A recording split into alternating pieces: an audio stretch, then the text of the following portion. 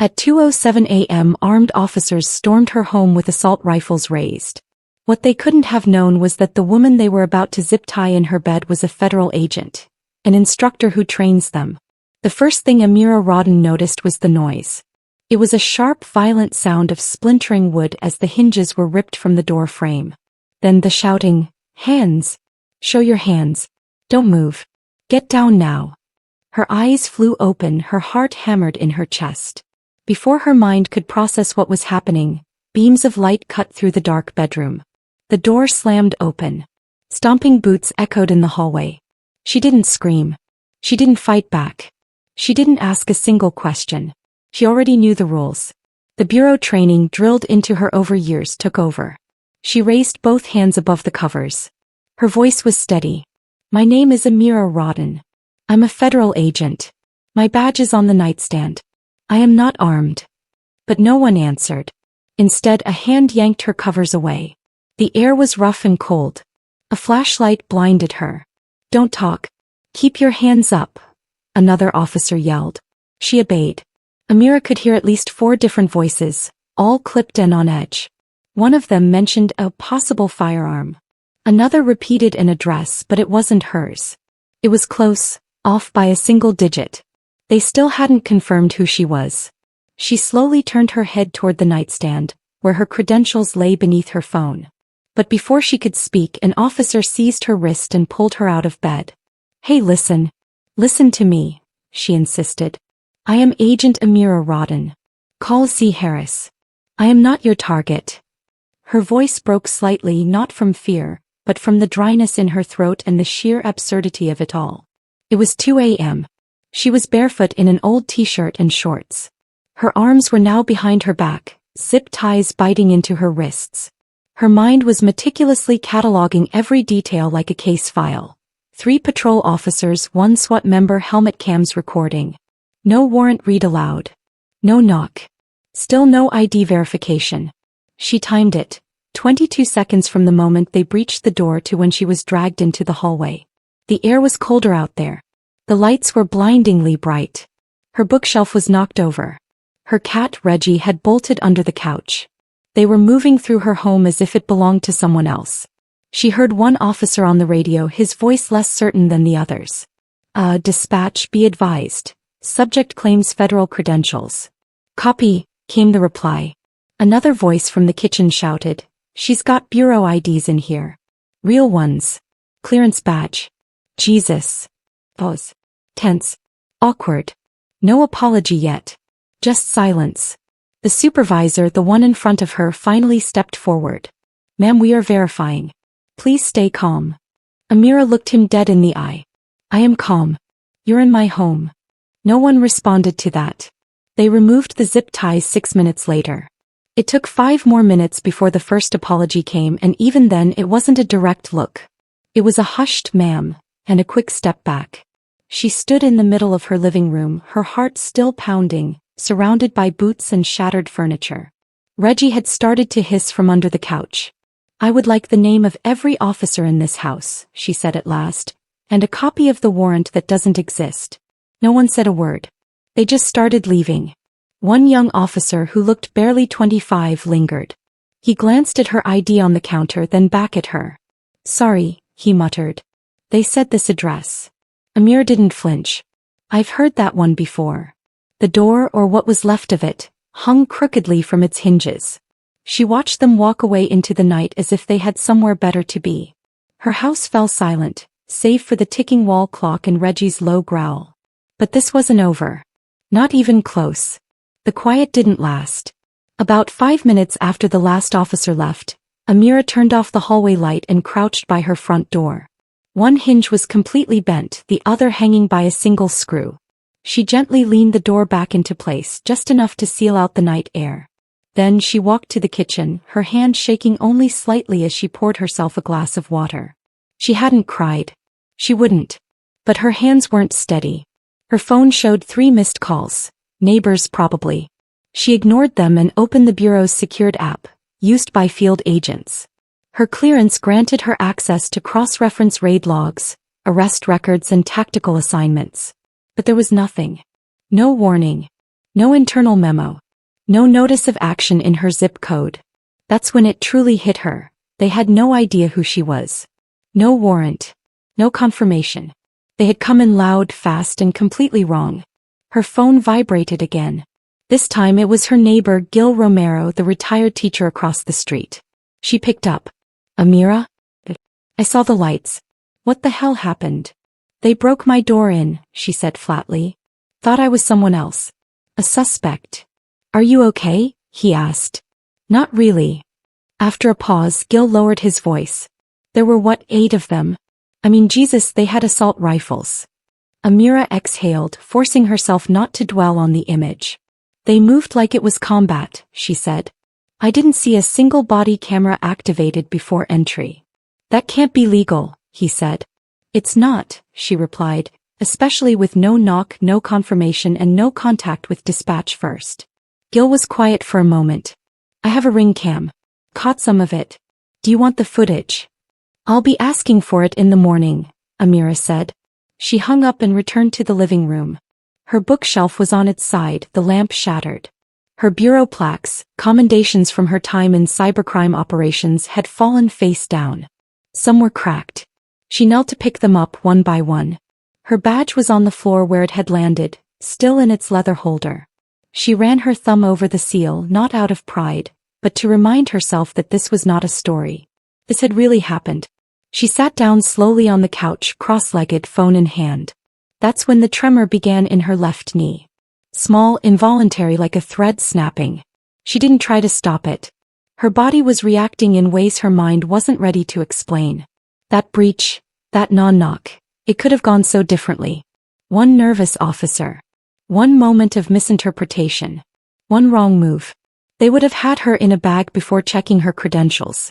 She stared at her phone and then dialed the direct number for her bureau contact, Senior Agent Leland Creighton.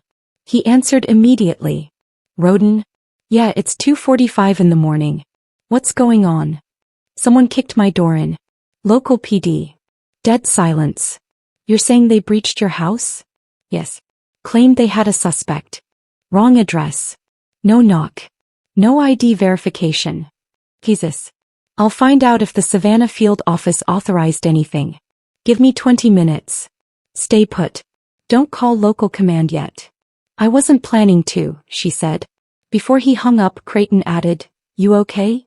Amira didn't answer right away. Then, I'm alert. She set the phone down and walked into the hallway. The scent of splintered wood and torn drywall lingered. In her guest room, a drawer had been yanked open, closet doors left ajar. They had searched through her things without even knowing her name. Down the street she could still see flashing blue lights, probably the last of the tactical team loading up. Her hands were steady now. Her voice would be too. But something was off, and it wasn't just anger. It was the way they had dismissed her, even after she had identified herself as a federal agent. As if those words meant nothing coming from someone like her. But that feeling wasn't new, and it wasn't going to be ignored this time. At 3:06 a.m., a black SUV pulled up quietly in front of her house. She saw it through the broken door frame and didn't bother to get up. She knew who it was. Senior Agent Leland Creighton stepped out, still in his bureau slacks and a windbreaker. He didn't knock. He simply walked through the gap where the door used to be, pausing to take in the damage. Hell of a wake-up call, he muttered, scanning the living room. Amira sat on the couch, one arm across her chest, the other gripping a cold cup of coffee she hadn't touched. Thanks for coming, she said quietly. Creighton's eyes landed on the shredded zip tie on the floor. His face tightened. They really put hands on you. Tied me up. Pulled me out of bed barefoot. Didn't even ask my name for 6 minutes, she said. He shook his head. We didn't get any interagency notice. No call for tactical support. No heads up. I checked the regional logs. This wasn't coordinated. So who authorized it? She asked. Creighton took a deep breath and sat on the edge of the coffee table. Chatham County Sheriff's Department. They were acting on a real-time address ping from a private intel contractor, Duratech Systems. Apparently, they use it for rapid identification when chasing mobile suspects. But I wasn't a suspect, Amira said. No, you weren't. And my house wasn't even the right address, she added, her tone sharper now. He nodded. They say the GPS misfired, jumped, to your house in the data relay. Amira laughed bitterly. A misfire with a battering ram. Creighton looked down, then met her eyes. Do you want to press charges? She didn't answer right away. What would be the point? A letter? A settlement? A quietly filed apology? Instead she said, I want full names. Body cam footage. Internal logs. I want dispatch audio. I want Duratec's raw feed. You'll get it, he said, standing up. But I'll tell you what you won't get, a clean paper trail. Duratec Systems is a contractor, not accountable to the Bureau. They're under different review policies. Amira raised her eyebrows. So the tech company makes a mistake, the cops kick in my door and I'm supposed to wait in line? I didn't say that, Creighton said. He pulled a folded paper from his pocket. I printed the list here. Your entry team supervisor on scene was Sergeant Del Ames. He was the one who called in the breach. Amira scanned the names. None were familiar. She didn't know these men, but now they knew every room of her home. Creighton sighed. We've had tech errors before, but never like this. This isn't just a procedural failure. It's a judgment failure. They didn't see a federal agent, she said flatly. They saw a black woman living alone. Creighton didn't deny it. She stood slowly, walked to the kitchen, poured out her cold coffee and refilled the glass. When she turned back, her voice was calm but firm. I don't need your sympathy, Leland. I need accountability. This wasn't just a mistake. It was the kind of mistake that could have gotten me killed. He nodded. I'll help you push it up the chain. Amira looked out the window. The blue lights were gone, but the bruises were not. One on her wrist, a scrape on her knee from when they dragged her. And the invisible bruises, the ones that settled in and whispered that even with her credentials, even with her rank, she could still be violated. She sat back down, cradling the glass. Funny thing, she said. If this had happened to any of the men on my old unit, white guys, bad neighborhoods late at night, I bet none of them would have ended up in zip ties. Creighton didn't argue. You're right. But Amira didn't need validation. She needed change. And someone was going to hear about it. By 8:30 a.m., Amira was in a sterile conference room at the Savannah Bureau field office. Her hair was still in the bun she'd managed to pull together after sunrise. She wore a plain gray sweater and jeans, foregoing formality. Across from her sat two internal affairs investigators, Clyde Perrin and Odessa Trammell. Both were seasoned and both looked like they'd read the report 3 times and still couldn't believe it. Perrin leaned forward. Let's walk through it again, Agent Rauden. Start from when you woke up. Amira had already told the story twice, but this time, it needed to be methodical. Her voice was steady. I was asleep. Timestamp says 2:07 a.m. when I heard the front door crash open. I heard shouting and commands. No knock. No announcement. Just a loud entry. Did they identify themselves? Trammell asked. Not until they were inside my bedroom, Amira said. By then I was already zip-tied. I verbally identified myself 3 times before they checked my credentials. Perrin scribbled something. You mentioned you were pulled out of bed. Was force used? They yanked me up by my arm, Amira said. It wasn't excessive, but it was unnecessary. My hands were visible. I was cooperative. I didn't reach for anything. Trammell spoke next. Were any weapons pointed directly at you? Amira paused. Yes. 2 officers had rifles trained on me. One at my chest, one just to the side of my head. Neither investigator looked surprised, which bothered her more than she expected. And dispatch didn't confirm the ID before the breach? Trammell asked. No. I ran my own search before Creighton arrived. No interagency flag. No prior coordination. Nothing entered through proper bureau channels.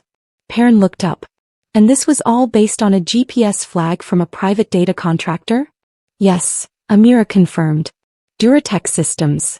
Their predictive model tagged my address by mistake during a mobile trace for a suspect named Elias Warren.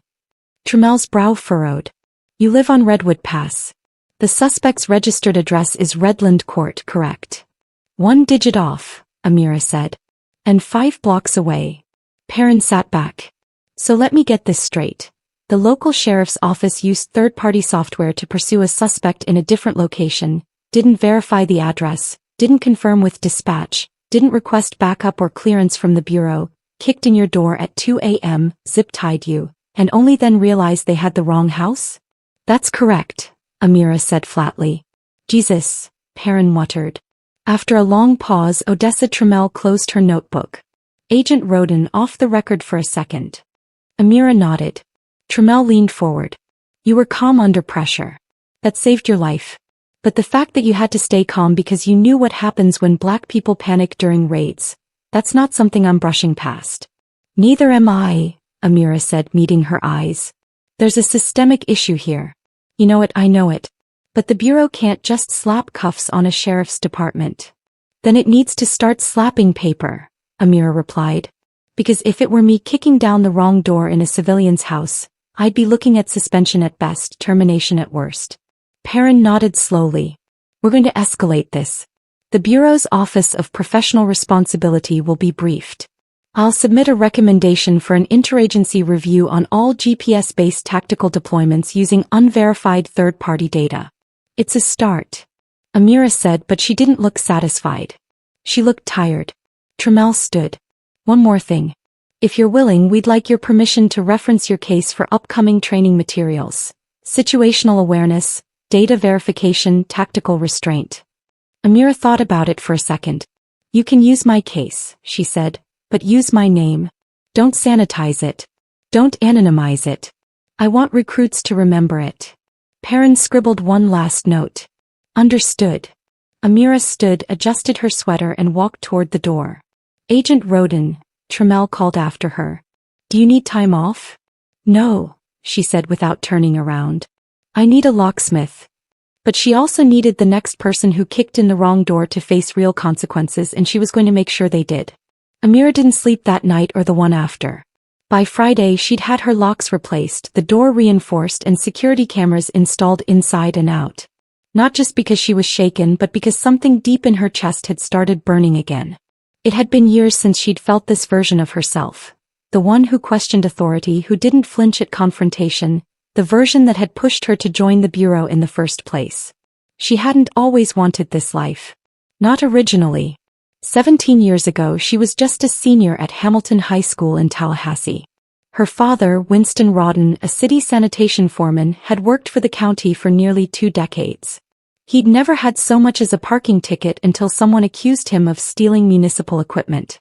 It was an anonymous tip, no real evidence, but it didn't matter. Officers came to their house with a search warrant at 6 a.m. No guns were drawn, but the silence in the room when they asked her father to sit down stayed with her. She was standing at the top of the stairs in her pajamas, her mother quietly weeping into a dish towel. Amira was 16, old enough to understand what was happening, too young to do anything about it. Her father didn't fight or yell. He looked at her and said, "It'll pass, baby. Don't let this change you." But it did change her. Even after the charges were dropped, after the real culprit was found to be in procurement, and after the department issued a formal apology, Amira never forgot the way her father's shoulders slumped when they walked out. Not from guilt but from shame.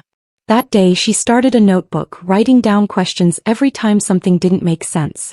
Why didn't they knock first? Why didn't they ask him for a statement before showing up? Why did they treat him like a threat when he wasn't? She carried that notebook with her through undergrad at Florida A&M, where she was a criminal justice major at the top of her class. While her classmates talked about local PDs or county courts, Amira spoke about going federal. Her professors warned her. Be ready to be the only black woman in a room of men who don't believe you earned your badge, one told her. She didn't flinch. Let them watch me earn it twice. Years later at Quantico she did just that. She ran faster, shot cleaner, and logged sharper analytics than anyone in her training group. She never let the sting of that morning with her father twist into bitterness. It became her fuel. Her first assignment was surveillance logistics out of Phoenix. After 2 years she was tapped for counter-cyber ops, her specialty. She moved up quietly, steadily. No scandals, no complaints, just long hours and flawless field work. But even with a spotless record, Amira always kept a second copy of her credentials on her dashboard, not for her bureau colleagues, but for any cop who might stop her and see the woman before the badge. Still, she never imagined it would happen in her own home. Not like this. That's why it hurt more than she admitted. Not the bruises. Not the broken door. But the fact that after all of it, her training, her service, her spotless record, they still saw someone suspicious, someone other. She sat at her dining table that Friday night, her fingers hovering over her laptop keyboard, staring at the half-written complaint form. It had too many drop-down menus and not enough space to tell the truth. So she opened a blank document and started typing her own version, one they couldn't reduce to a checklist. A narrative. Names. Times. Voices. Mistakes. She told herself this wasn't about her ego. It wasn't about proving she was important. It was about making sure the next Amira Rauden didn't end up on the news for the wrong reason. But if she wanted this story to matter, she knew she couldn't stay quiet. Not this time. Saturday morning brought more knocks than the entire raid had, but this time, it wasn't shouting or splintered wood. It was gentle tapping on what remained of her front door frame. She cracked the newly installed storm door to find Rita Navarro, 3 houses down, standing there with a coffee tray and a hesitant smile. Rita taught civics at the local middle school and ran a neighborhood newsletter from her garage. "I didn't want to bother you," Rita said, her voice soft. "But I brought the good kind, cinnamon and cardamom. Thought maybe caffeine might help." Amira opened the door wider and waved her in. "Thanks. That's thoughtful." Rita stepped inside and winced at the chipped drywall and the temporary plywood bolted over the door's opening. "It looks worse than the rumors," she said. "It is worse than the rumors," Amira replied. "Most people only saw the end of it on the ring footage." Rita placed the coffee tray down and sat on the edge of the couch. "I know it's early, but would you be willing to talk to me about what happened? Not as an interview, just neighbor to neighbor." Amira paused. "What's the difference?" Rita folded her hands. "The interview would have deadlines. Talking now just means I listen." Amira considered it for a second, then nodded. "All right. Ask." So Rita did. She didn't prod or sensationalize. She asked about the moment Amira woke up, how long it took before anyone acknowledged her ID, and whether they ever apologized. "They didn't apologize," Amira said. "They realized. That's not the same thing." Rita took a slow sip. "I want to write something for the newsletter. Not about the raid, but about you, the woman this happened to. What it says about where we live." "Are you sure they'll want to read that?" Amira asked. "People read what's real," Rita said, "even when it's uncomfortable." Amira looked at her coffee, then back up. "I'm not trying to make waves, but I'm not sweeping this under the rug either." "Good," Rita said, "because too many of us get used to the rug." They talked for almost an hour. Rita took a few notes, mostly reminders for wording later. As she stood to leave, she added, "I'll show you the draft before I publish. Promise." After Rita left, Amira stepped out onto the porch for the first time in daylight since the raid. The air was warm. A few houses down, Mr. and Mrs. Dunley were watering their garden. They waved to her, too cheerful, too quick, and then returned to their hydrangeas. But not everyone avoided the topic. Later that afternoon, a young couple from the next block, Kenneth and Lorna Baines, came by. Amira knew them mostly for their golden retriever that always barked at passing cars. "We heard what happened," Kenneth said. "Didn't feel right just pretending like we didn't." Lorna held out a large manila envelope. "We printed the ring footage from our door cam. We weren't sure if you'd already gotten it from Gil." "I did," Amira said, accepting it anyway. "But thank you." "You okay?" one asked. Amira considered the question. "I'm functional." Kenneth scratched the back of his neck. "Not that it helps much, but if there's anything we can do, really, we mean it." Amira nodded. "Appreciate that. I'll let you know." They left without lingering, no forced small talk or prying, just quiet support. As the day went on, Amira noticed a change in the way her neighbors looked at her. Some gave her the kind of nod people reserve for veterans. Others avoided eye contact.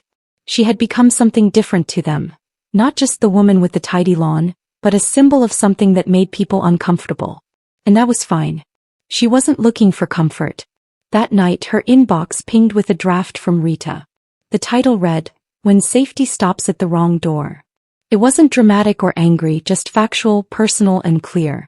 Amira read it twice before replying, "Print it." But she also knew the real story was just beginning, and she was ready to speak loud. By Sunday night, Amira's name was trending, not because of Rita's article, though that had stirred a lot of local talk, but because someone had sent the ring footage to a regional reporter at WABL News. Once that segment aired, everything escalated quickly. The clip was only 18 seconds long.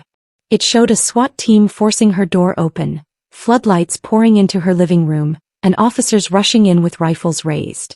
The audio was faint but chilling, her calm voice identifying herself as an agent, followed by radio silence from the officers. The anchor's voiceover asked the question that had been burning in Amira's mind for days. If she were not a federal agent, would she still be alive? After that, her inbox exploded. Calls from outlets she didn't recognize, emails from producers, requests for interviews and podcasts. Someone from a national morning show offered to fly her out to speak live. She ignored most of them. But the story now had a life of its own, and it wasn't going away. Her phone buzzed again, an unknown number. She let it ring, but the voicemail that followed caught her off guard. Agent Rauden, this is Cheryl Danvers with the Department of Justice Civil Rights Division. I'd like to speak with you regarding the incident at your residence. Please call me back at your earliest convenience. He played it again. This wasn't just noise, it was official. She called back the next morning. Danvers answered on the second ring. Thank you for returning my call, Agent Rauden. I've been briefed on the incident. We're conducting a parallel inquiry into tactical protocol violations across several municipalities. Your case fits a pattern we're reviewing. I figured as much, Amira said. We'll need a formal statement, and we'd appreciate access to your home footage if you have it. I do. You'll have it by the end of the day, Amira replied. Danvers paused. I want to say off the record that what you experienced isn't just unacceptable. It's indicative of a wider problem we're finally getting enough documentation to challenge. You speaking out matters. Amira's voice was steady. I didn't plan to become anyone's example. I just want to make sure this doesn't get buried. And we want to make sure it doesn't get repeated, Danvers replied.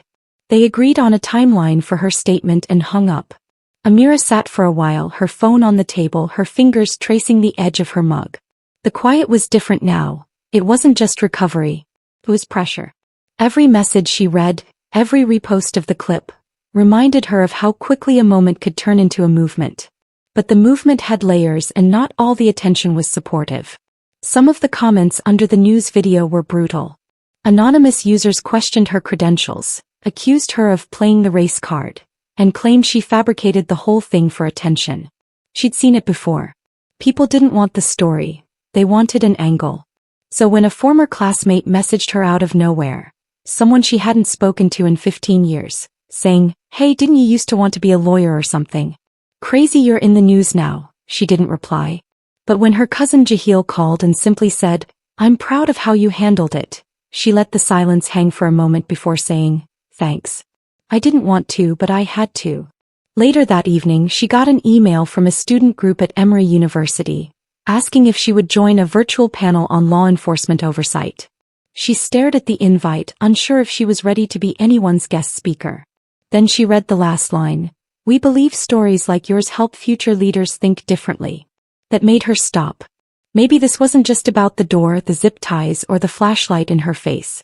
Maybe this was about the ripple that followed. The conversations it sparked, the pressure it applied, the systems it forced into the light. She accepted the invitation.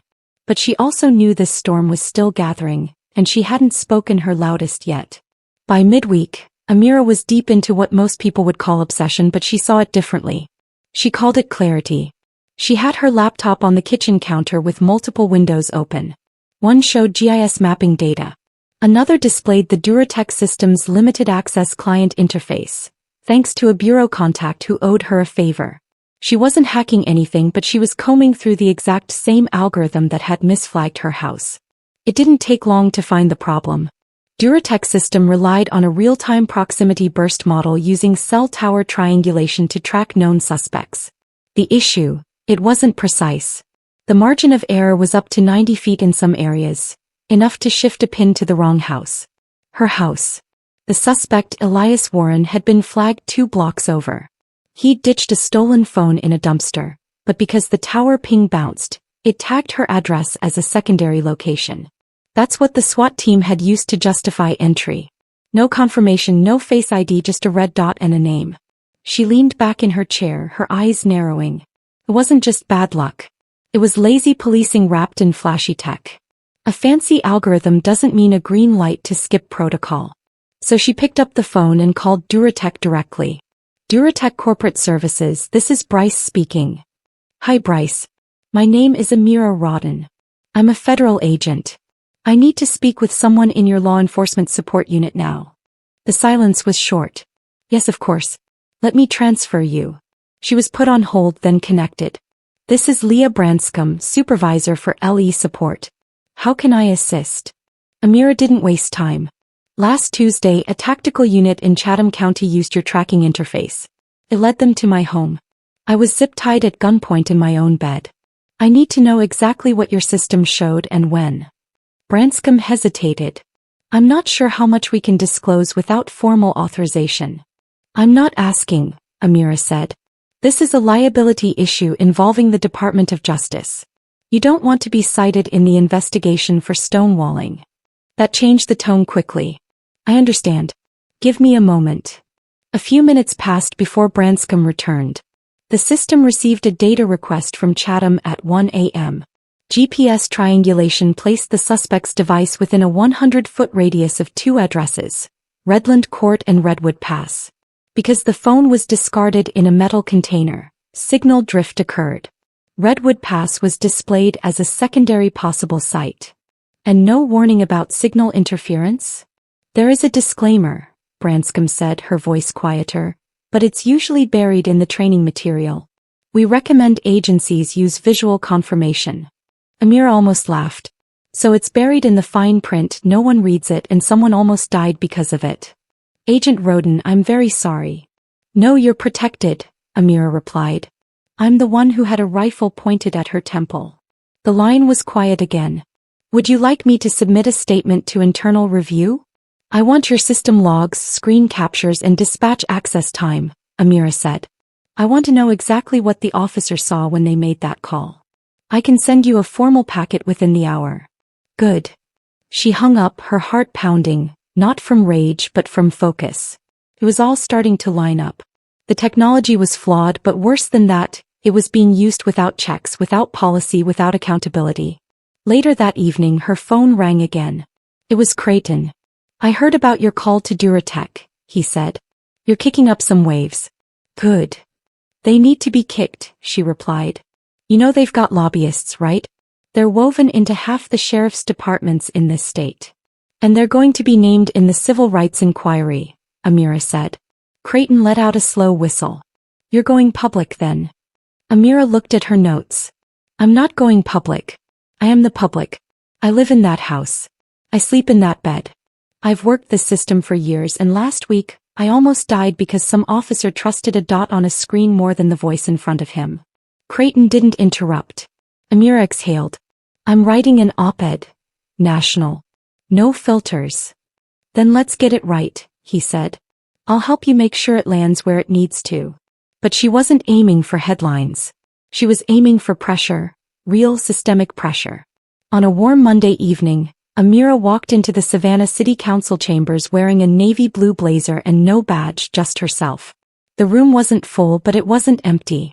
Residents lined the left side of the room, some curious, some quietly supportive. On the right, scattered officers in uniforms sat behind their department heads. Sheriff Hal Peterson was there too, his jaw locked, his eyes steady, with no apology in sight. Amira stood at the microphone at the front of the room, her notes in one hand, though she barely glanced at them. She took a breath. My name is Amira Rauden. I've worked with the Federal Bureau of Investigation for 14 years. I specialize in cybercrime and intelligence surveillance. I've testified before federal judges. I've assisted with anti-terrorism drills. I've trained local law enforcement on tactical restraint and field accuracy. She paused. And last week I was zip-tied in my own bed by a team of officers who didn't know who I was, didn't confirm my identity, and didn't ask a single question before entering my home with weapons drawn. The room was silent. I'm not here today as an agent, she continued. I'm here as a resident. As someone who pays taxes, who mows her lawn, who waves to the garbage truck, who voted for most of the people sitting behind this table. She turned briefly toward the council. You gave the Chatham County Sheriff's Department approval to use Duratech Systems data model. A model that led a tactical unit to the wrong house, mine, based on faulty GPS logic. A model that has no accountability clause for signal misfires. A model that pushes officers to act first, then correct later. Councilman Avery Knox leaned forward, adjusting his glasses. Miss Rauden. Amira didn't break stride. I waited 4 days for an apology. I received none. I waited for a public statement from the sheriff's office. None. If I weren't a federal agent, if I didn't keep calm under pressure, I might not be standing here tonight. A soft murmur rippled through the room. Sheriff Peterson leaned toward his mic, with all due respect. I'm not finished, Amira said, looking directly at him. He leaned back, his face a stone. She returned her gaze to the council. If your departments are going to use private contractors to collect real-time data, then you are responsible for the consequences of that data. Every misstep, every address error, every life that could end because someone trusted a red pin more than their own judgment. She glanced at the notepad, then folded it closed. I don't want a symbolic resolution. I want policies. I want audit requirements on every tech platform used for field operations. I want an independent review of forced entries, and I want a public record of every wrongful breach executed in the past year under this system. The room was tense but locked in. A few seats behind her, Rita Navarro recorded on her phone. Gil Romero, her neighbor, gave a small nod. Amira took a final breath. I am not here to condemn every officer. I've worked beside good ones. Ones who verify, ones who pause. But the ones who came through my door didn't pause. And that's the problem. He stepped back from the mic. For several seconds no one said a word. Then Councilwoman Irene Lowell spoke softly into her mic. Thank you, Miss Rauden. We will review your recommendations immediately. Sheriff Peterson leaned forward again. Council, I'd like to clarify that the breach was based on real-time suspect proximity. Amira turned her head. No one's arguing proximity, she said. We're arguing what it costs when you use bad tools without good judgment. He said nothing. After the meeting, a few people approached her quietly. Some clapped her on the shoulder. Some said thank you. A few just looked her in the eye. Nothing dramatic, just honest acknowledgement. As she stepped outside, her phone buzzed. A text from Creighton. You did good. She stared at the message for a moment, then slid her phone into her blazer pocket. But this wasn't about doing good. It was about forcing a system to stop pretending mistakes were accidents. 3 weeks later, Amira sat on her rebuilt porch steps, sipping iced tea while Reggie pawed at a moth dancing on the railing. The new front door was heavier than the last one, reinforced steel with keypad entry. A reminder that peace even in your own home sometimes has to be built from scratch. The news cycle had moved on, but not entirely. The DOJ's internal review had expanded. Duratech Systems was now the subject of multiple legal inquiries. 3 states had already paused their contracts, and the Chatham County Sheriff's Office had issued a formal policy revision requiring visual confirmation and dispatch verification before any forced entry. No apology from the sheriff, but Amira didn't need one. She'd gotten something more lasting. Emails had started coming in from field agents, young officers, and even police academy cadets. Some were angry on her behalf, while others thoughtfully asked her what she would have done differently if she'd been in the officer's shoes. She answered every single one, not because she wanted to, but because that was the part that mattered now. Changing minds before habits form. Her op-ed, When the Badge Isn't Enough. What my raid taught me about systems that look but don't see, had gone live just days before. It had struck a nerve, shared over 1 million times, cited by policy groups, and quoted in 2 city council meetings outside of Georgia. People had latched onto the phrase, look but don't see. It wasn't about demonizing police. It was about forcing a conversation that had been papered over too many times. That morning she'd received a call from the Bureau's assistant deputy director. They wanted her to lead a new training initiative focused on tactical judgment, technology limitations, and implicit bias. She would travel, she would speak, she would shape the very curriculum that future agents would carry into the field. At first she hesitated, but then she remembered her father's voice. Don't let this change you. And she realized it had, but not in the way he feared. She texted Creighton, I'm in. Let's rewrite the playbook. Reggie jumped onto the porch swing and curled into a ball of soft fur. She reached over and scratched behind his ear, watching the street. Kids rode bikes past the mailbox. A delivery van pulled up next door. Somewhere down the block a sprinkler clicked on. This place, this ordinary block with its cracked sidewalks and too many recycling bins, was hers. They had tried to take her sense of safety from it. They failed. A car pulled up slowly in front of the house. Rita Navarro waved from the driver's seat. Amira waved back. Then her phone buzzed. Another message, this one from Lorna Baines. Would you consider speaking at the community center next week? The kids are asking questions. You're the first real agent they've ever seen who looks like you. Amira smiled and typed back, let's set it up. The moth fluttered past Reggie's nose again. He gave a half-hearted swipe and laid back down. The world was still imperfect, still full of blind spots and shortcuts and people who trusted bad data more than good instincts. But Amira had found a place in the correction.